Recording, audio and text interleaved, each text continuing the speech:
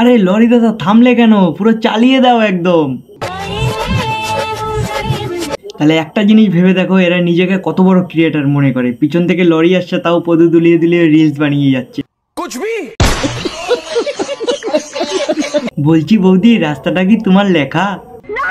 ভাগ্যিস লরি ড্রাইভারটা জবাব দিতে হবে যে তোমার উপর দিয়ে চলে যায়নি।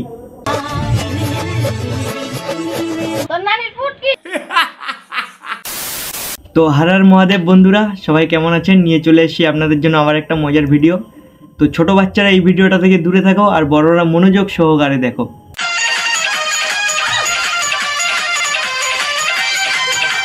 আরে দাদা কি দিলে তুমি? তোমার মতো বর যেন প্রত্যেকটা পর্দুলানো বউয়ের কপালে জোটে। আরে মানে ওদিকে হাড়ির ভাত পড়ে যাচ্ছে ভাই, আর এদিকে বৌদি পদু দুলিয়ে দুলিয়ে রিলস বানাচ্ছে। মানে কুচবি। আজকে যে কি মজা পাচ্ছি না শোনা, তোমার মনটা যে কত নরম। তুমি যেটা ধরেছো শোনা, সেটা আমার মন নয়। আরে দাদা যাও গিয়ে আর একবার পড়াশোনা করে আসো। মনটাকে কাকে বলে তুমি এখনো সেটা চিনলে না? বৌদির পম্পম ধরে বলছো মন। বরকে যত বলি কলা খাবো না, জোর করে গালে পুড়ে দেয় কলা। না না কাকু, এটা কিন্তু ঠিক না। তোমার মজার জন্য তুমি কাকের মুখে জোর করে কলা ঢুকিয়ে দেবে, লাস্টে কাকে যদি বমি করে দেয় তখন কি করবে? তুমি চেটে চেটে খাবে। একটু হুকটা লাগিয়ে দাও, পাচ্ছি না পেছন দিকটায়। এরা কারা ভাই? বরকে দিয়ে ব্লাউজের হুক লাগাচ্ছে চার দেওয়ালের মধ্যে, সেটাও আবার রিলস বানিয়ে সোশ্যাল মিডিয়ায় ছাড়ছে। দেখো আমার বর আমার হুক লাগিয়ে দিচ্ছে।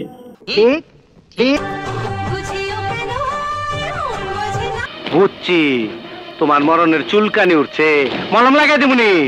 না ভাই, এনাকে বলার মতো কিচ্ছু নেই আমার কাছে। তোমরা যদি পারো কমেন্ট বক্সে জানিয়ে যাও যে কি বলা উচিত ছিল এনাকে। পেয়ারা ধরেছি কচি কচি, পুরো কচি কচি, দেখো কি সুন্দর।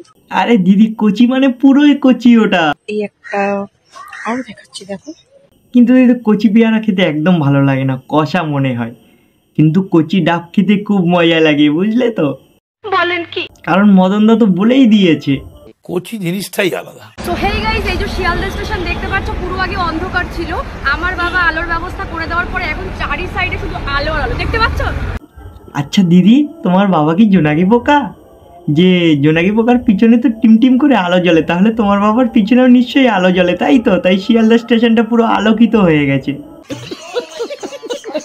সো হেই গাইস, আমার চলে এসেছে আমার দাদুর ভিক্টোরিয়ায়, আর টিকিট কাউন্টারটা হচ্ছে আমার বাবা। আচ্ছা, ভিক্টোরিয়াটা তোমার দাদুর, ভিক্টোরিয়ার টিকিট কাউন্টারটা তোমার বাবার, আর ভিক্টোরিয়ার ঝোরঝাড়গুলো কার দায়িত্ব আছে? দিদি ওটা কি তোমার?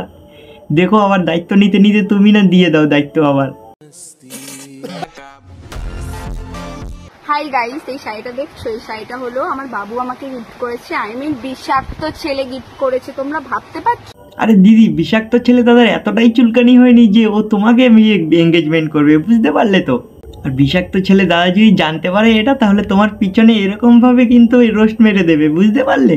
आज मैं कुछ सामान लेने बाहर गई थी तो दुकानदार ने बोला कि तुम पे कैसे करोगी। उसके पास गाड़ी थी तो मैंने कहा।